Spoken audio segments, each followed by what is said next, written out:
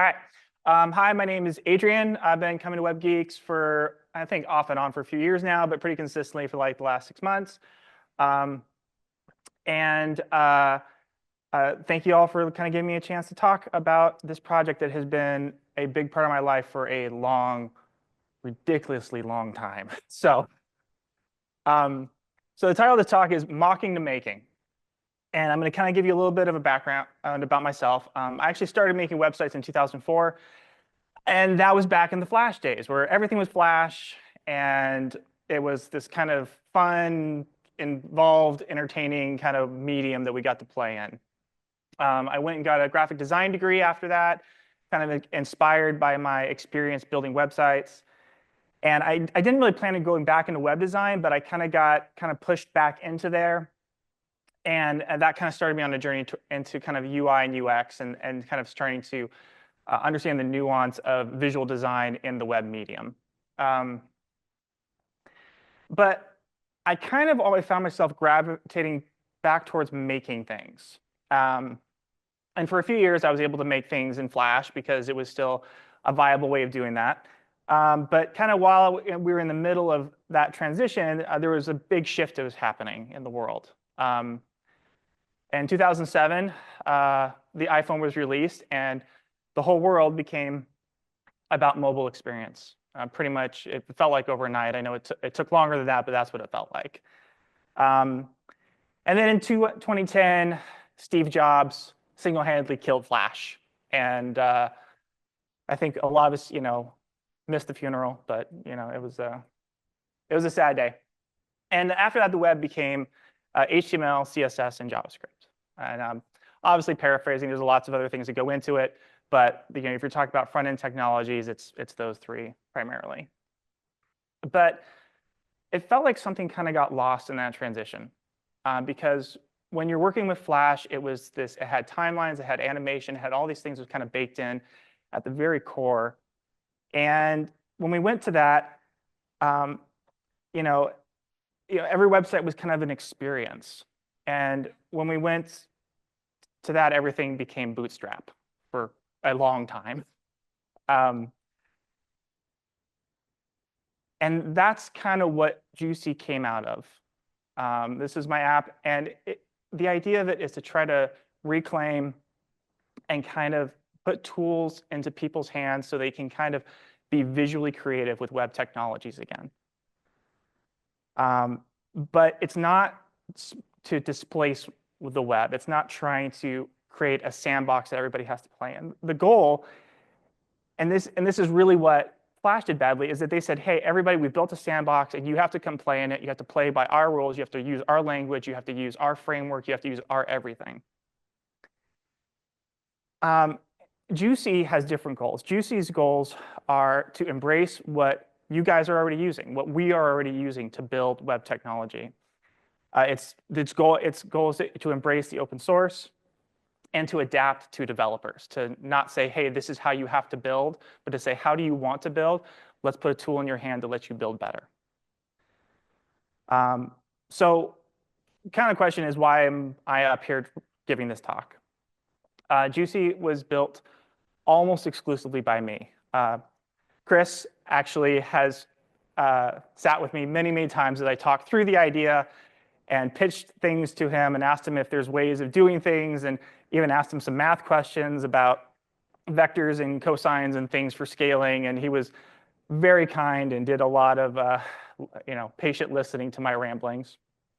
But honestly, you guys are the first people to ever see this in public. And so what I'm looking for is kind of a dialogue. I really do want feedback from you guys and input. Things I could do differently, things that I haven't tried yet, things I haven't thought of. So this is Jucie. Jucie is an acronym. It actually stands for JavaScript Unified Composable Interface Engine. And I want to be really clear that there's a couple things that it's not. It's not a design to code. This is not here's a Figma file and it generates HTML. It's not a code generator, and it's not a visual to code converter. It's not any of those things. Everything you're seeing is HTML, CSS, and JavaScript. Every single piece of it, everything you're going to see on the screen. This is what it looks like today. This is an app that I was actually building just earlier today. And I'm going to try to kind of do a balance here. I'm just going to try to talk about the technology about it, how I built it, some of the underlying things, but also I just want to kind of demo it for you guys and kind of see what you think. So this is the interface and what Jucie looks like. Jucie is composed of basically 3 distinct parts. What you have is the studio, which is the interface that you're actually interacting with. The center is the stage, and each one of those applications you're working on is actually an iframe that the studio is communicating with. And then it has a worker that I offload a lot of the heavier computational tasks to, including a canvas overlay that provides a lot of visual information about what you're doing. And then everything is stored in IndexedDB. So and that's part of Jucie's core, is that it's designed to be an offline first design program. So everything that you work on, everything you do, it's actually stored on your computer in IndexedDB first. And then it has a syncing ability to sync to servers elsewhere, and also a peer-to-peer capabilities. I chose this model because it's safe by default. It means that the information that you're working on is on your local machine, that it is not sitting out there in the cloud somewhere. It can't be cracked. It can't be hacked into. It's all sitting there locally to you. Jucie also integrates with other frameworks, React, Vue, Solid.js, Redux, and MobX, just to name a few. And its very core is designed to be extendable. And I'll kind of talk about what that means in a little bit. So here we kind of have 2 different divergent paths. I'm going to kind of let you guys decide, actually. So these are the 3 core technologies of Jucie, and I can kind of go in depth into each of them. Or I can demo Jucie for you right now. Demo? Demo? All right. So this is a to-do app that I built this afternoon in Jucie. Please forgive my spelling. Very, very simple. I built a to-do app because anytime you try out React or Vue or anything like that, the first thing they have you build is a to-do app. So I thought that would be a good place to start. So this is what we're trying to get to, and now we're going to build it. And I'm doing the thing that you should never, ever do, which is demo an alpha version of your application live in front of people. So I'm going to do that today because screw it, why not? All right. So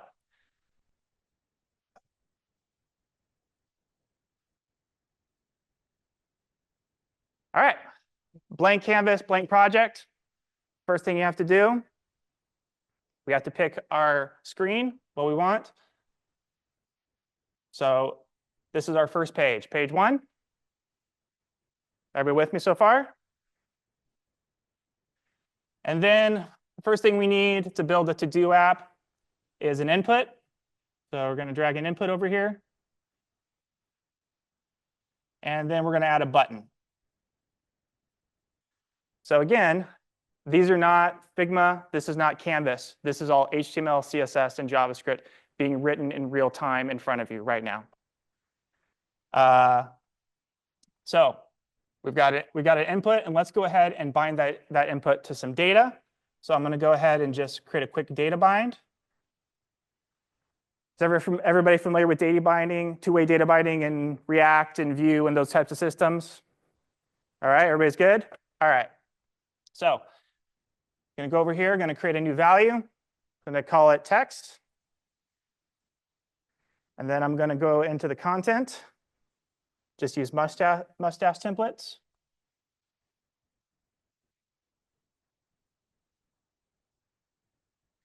And then, just for funsies, just going to preview it. So something cool just showed up in that header. You go back here, it's a mustache template, right? All right. So next, we're going to go ahead and set up the events for the input here. So On input, we're going to set the value of text to be whatever you're typing into that input. Everybody kind of familiar with that pattern? Any explanations needed there? We're good? All right. So, oh, no, my first mistake here. On input,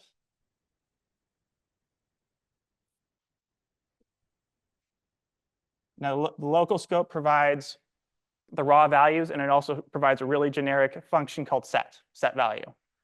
So we're going to bring in set value. We're going to tell it we want to set it to text. All right.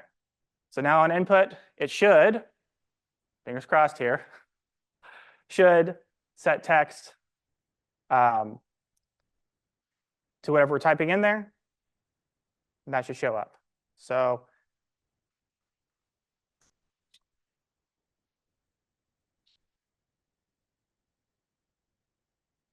there we go. All right.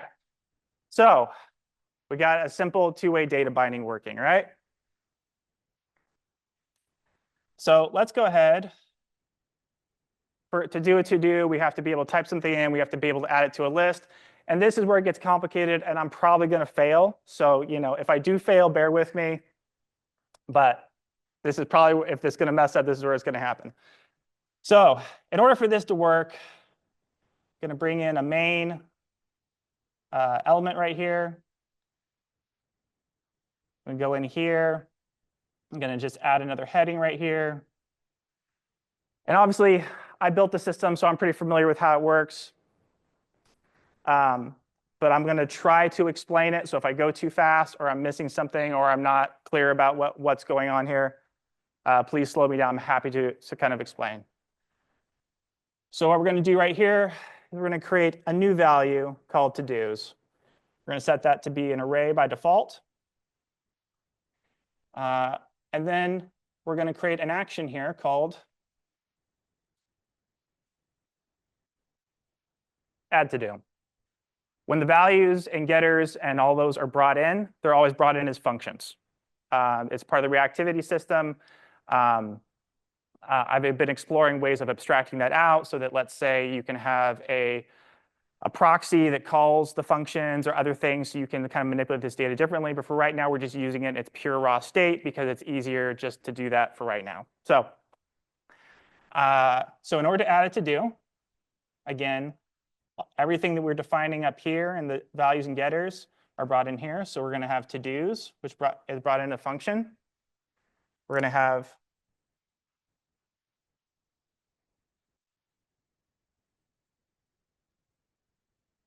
so all this does is get whatever is in to-dos out and assign it to current to-dos. Everybody with me so far? All right. Then in current to-dos, we're just going to push whatever we have in text here. So we're going to get the text out.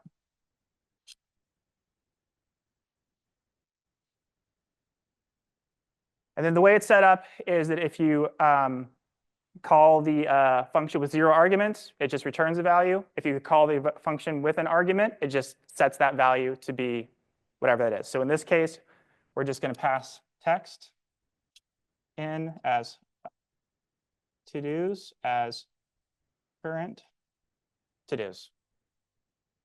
So basically what we do is we said, go get the array, pull the array out, push the new value in there, and then put it back. Pretty simple cycle. Is everybody pretty clear about that? Any questions? All right, I'll keep going then. So now we've just have the ability to add a new item to our to-do list, but now we have to bind it to something that's repeating. So have this nice little repeat toggle here. This opens up, and all you have to do is set this, which is just a basic for, to whatever you want. So in this case, to-dos. So now the heading is now bound to to-dos, and it'll repeat for each to-do in that array. If we switch back to the preview, make sure, yep. you can see how the heading is present here, but it's gone in the preview because we don't have any to-dos yet. So, and now we have to make sure that all this is set up, what to do. We got the button here, the binding, and we have to add the click event. So on click, and we're just going to straight up call add to do. Everybody clear so far? All right. So if this works, whatever I type into the input should show up in the text. If it doesn't, sorry. So let's see.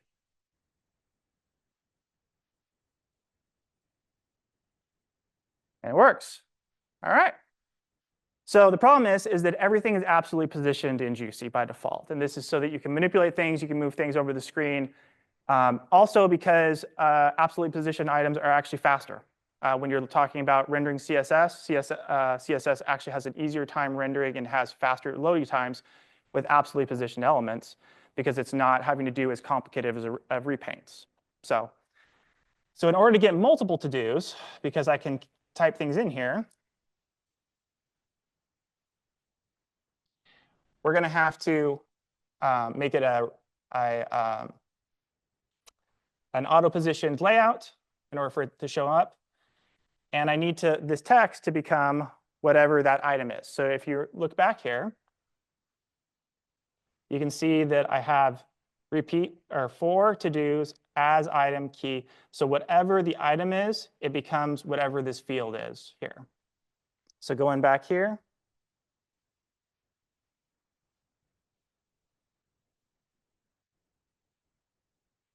so now whatever we push to that array now becomes whatever that value is, or it should. There we go. Make sense? All right. So now the process for making an auto layout in Jucie is very, very complicated. What you have to do is you have to go over here, you have to click on this drop down and switch it to default, and now it's an auto layout. So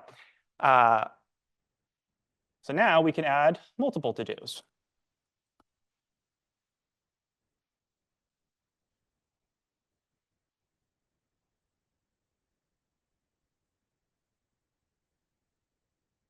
There we go. All right. So that's the basics of data binding in Jucie, how data works. And its goal is to have parity with systems like React, with Vue, which have loops and things like that built into them, but also to work with them.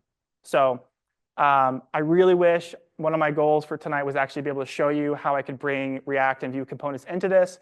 However, I totally chickened out, and I had a big deploy issue last week that totally ate up my time, and I did not have time to get it. I can tell you that React and Vue components do work in this. I had them working at the beginning of the week last week, but not at the end. So it's coming very soon, and I'm really excited about that feature because not only can you use React and Vue components, but you can actually use them side by side. You can actually nest them inside of each other as well. So I had to do some pretty complicated backflips to make that happen. And bring in libraries like Vuetify and Material UI are just whole projects in and of themselves because of all the specifics about how they have to be configured, ways of adding theming, things like that have to be kind of added into the interface. But that is kind of one of the near-term goals, is to get that working. So that is the basics of Jucie, is essentially drawing web apps in real time, using an interface that is based very much and should be familiar to people who use Figma and Sketch and Illustrator. And so kind of that is kind of the basics of it. So I can go further with the demo, or I can kind of go back and start talking about some of the underlying technologies here. But before I do, does anybody have any questions, comments, things that they're kind of curious about right now that I could answer before we dive back in?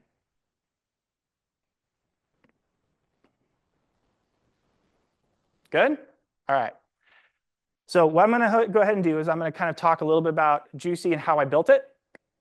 And then I can kind of go back and talk a little bit more about the app and do some more demo if that sounds good. So there's 3 core technologies that I had to build in order to make Juicy happen.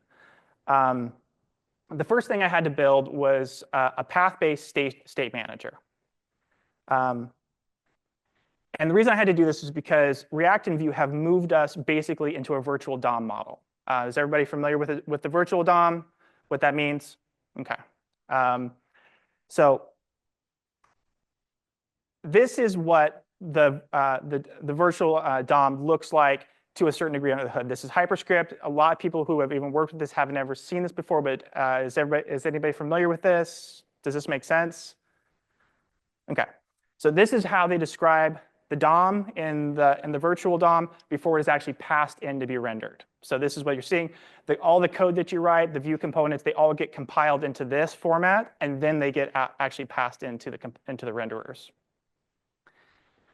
But I needed a way to manipulate that directly. I had to be able to reach in, change the data, deeply nested data if I needed to do it very fast, and I needed to do it in a way so that it was fail-safe. So that if that path didn't exist, I had to make it at that moment because it couldn't fail. And so this is what I came up with. This is my state manager, and it uses it's fairly straightforward.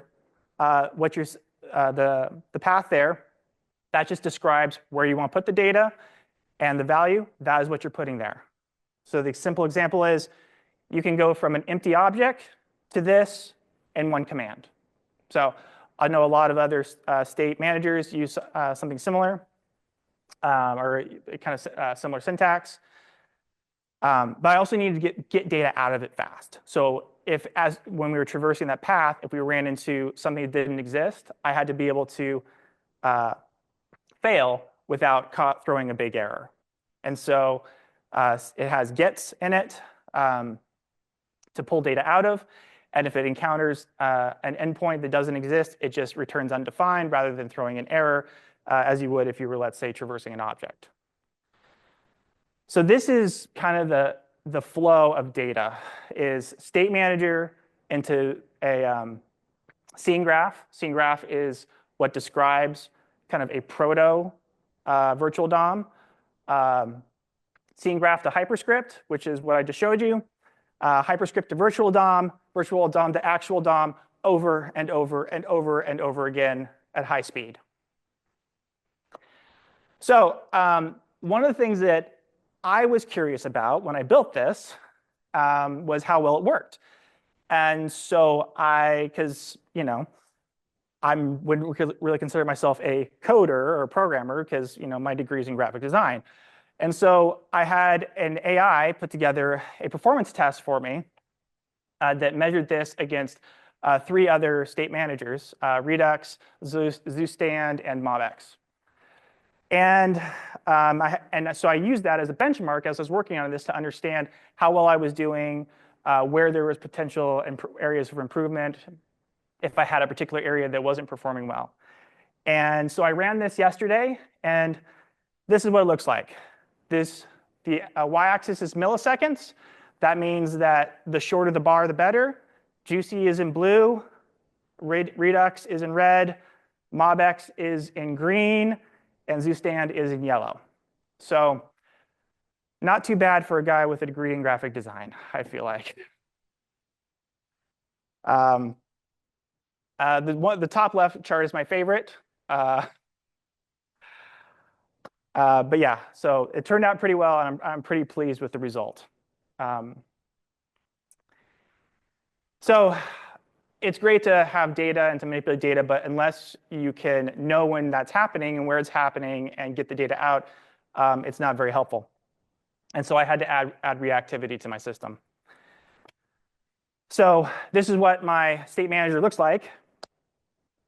And I had to be able to know when things were changing inside the state. So I created what I call reactors. I realize I'm stepping all over React's name, but I don't care because it's my thing. I created reactors. And these are very similar to view computed, in that it is aware of the data that is pulled out of the state when these execute. And so it tracks its dependencies. So it knows that if you get foobar out of the state when in that reactor, that if foobar changes, that reactor now is dirty and needs to be recomputed. It caches its value. So if you call the reactor over and over again, it just returns the cached value.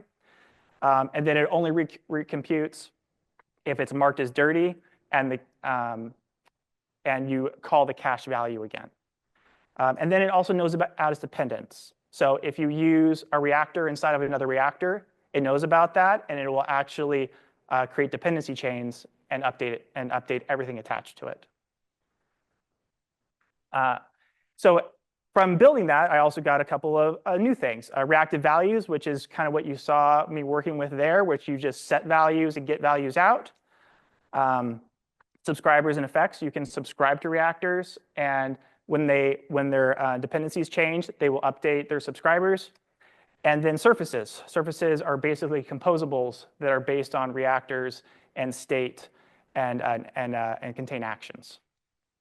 So these are kind of all the technologies that I was working with and built with, and this is what basically powers Jucie. And finally, the Jucie engine itself. So this was something that kind of came out of working with states and reactors and needing to have those pieces of technologies, but with additional things tacked onto them. So I needed a server-side instance of state and reactors, but I also need additional actions and capabilities tacked onto that for that particular use case. Same thing with the studio and with the stage. Those are all running instances of the engine. And the engine doesn't really do anything by itself. The whole point of the engine is to create a pattern for installing extensions. So this is the basics of an engine. You create the engine, you install an extension, in this case foo. The extension installs new actions onto the engine. And then inside the engine, or inside the extension, it passes the engine. And then it also calls the action, and it also can handle middleware as well. So this is what the stage renderer looks like. So I built each one of these extensions. They all communicate with each other. They all talk to each other. They all pull from the same state. And this is what actually renders Jucie. So the app that you're watching, this is the technology stack that renders it. You can configure them on installation. So you can have an engine that is configured differently for different instances. They can actually list each other as dependencies. And they define actions and middleware that is installed onto the root engine. So this gave me the flexibility of building these out. And so far, I've built 30 of them. And they each serve a very specific purpose. You can see that I have in here a socket I/O server. I also have a signal server for setting up WebRTC, storage servers for managing S3, IndexedDB, Minio, and several other technology stacks. And the reason I did it this way is because I want other people to write extensions. I want people to write things that can be plugged into the core Jucie renderer and into its architecture and be able to extend and build on what I've built. So you kind of saw what I have today, what's coming next, peer-to-peer. So basically syncing to IndexedDB storage in real time over WebRTC, React, Solid, JS, and native Jucie components. Material UI, Beautify, libraries available inside Jucie to build with. Bootstrap and Tailwind, I'm working on including both of those as visual or as CSS libraries. Cloud storage through S3, Firebase, Minio, etc. And then private and seekable organizations. And you guys remember how I said that everything is stored in IndexedDB? The reason I picked that was because IndexedDB is stored on a per domain basis. So in the future, you will be able to have a private domain, a private subdomain, and all of your information will be, even locally, safe on that, because if you deny access to that subdomain, the person can no longer access that data. So that's what's coming next. Thank you very much. This was Jucie. This has been many years of my life. If you would like to try it out, you're welcome to. Just go to jucie.app. You can put in your email and sign up for the alpha. And if you want to take the QR code, it just takes you there.